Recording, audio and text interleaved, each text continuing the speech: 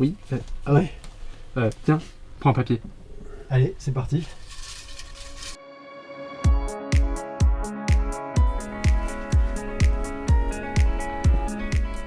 Les meilleurs polars en BD. Qu'est-ce que tu veux que je fasse avec ça?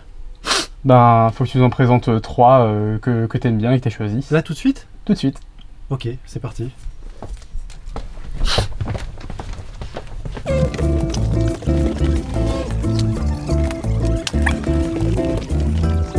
Alors, tu les as appris quoi? Alors, j'en ai trouvé 3 que j'aime beaucoup. Tout d'abord, je vais vous présenter Le Tueur. On en parle beaucoup en ce moment, puisqu'il y a l'adaptation qui vient de sortir sur Netflix, réalisée par David Fincher, avec Michael Fassbender. Le film a des critiques plutôt mitigées, on va dire. En revanche, la BD, c'est un chef-d'œuvre du polar. On va suivre un tueur dans son quotidien, dans ses contrats, dans sa vie de tous les jours. C'est super bien écrit. Il y a plein de... Enfin, comment dire, Mats, c'est quelqu'un qui dit beaucoup de choses sur son opinion, sur la société de consommation, etc. Et tout ça, ça apparaît dans la BD. Dans cette intégrale, vous avez les 5 premiers tomes qui font tout simplement le premier cycle, le meilleur de la série. Je vous le conseille très chaudement.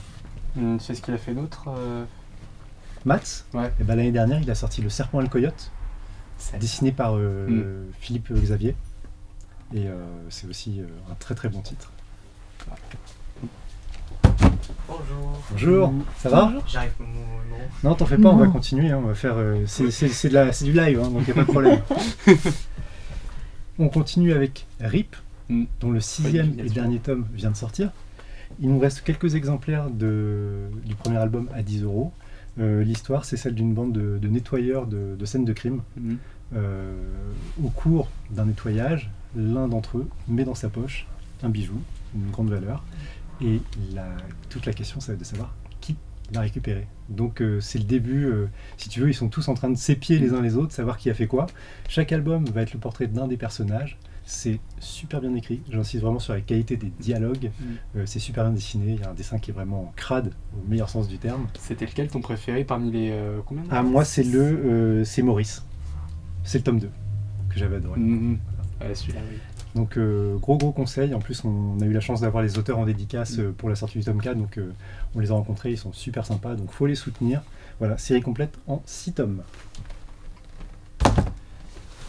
Et puis, vous allez rigoler, mais je vais encore présenter un bouquin de Tom King, puisque je suis très fan de lui. Gotham City, année 1. Alors je vous préviens tout de suite, ceux qui n'aiment pas les super-héros, qui n'y connaissent rien à la mythologie de Batman, c'est pas la peine. Alors c'est sûr, c'est toujours mieux quand tu connais un petit peu l'univers, mais en fait tu t'en fous, tu peux tout à fait lire Gotham City année 1, même si tu connais pas l'univers de Batman. Ça se passe 2 générations avant l'arrivée de Batman, et c'est un superbe polar. Bon, on connaît la qualité d'écriture de Tom King, Bien évidemment. il n'y a plus rien à dire. Rien que la couverture vous met dans l'ambiance, hein, ça fait très... Justement, Tom King, qu'est-ce qu'il a fait d'autre? Il s'est fait d'autre en matière d'écriture? Parce que je nos- suppose que le sujet est tous vaste. nos amis qui nous suivent depuis longtemps savent qu'il a fait Strange Adventure, notamment.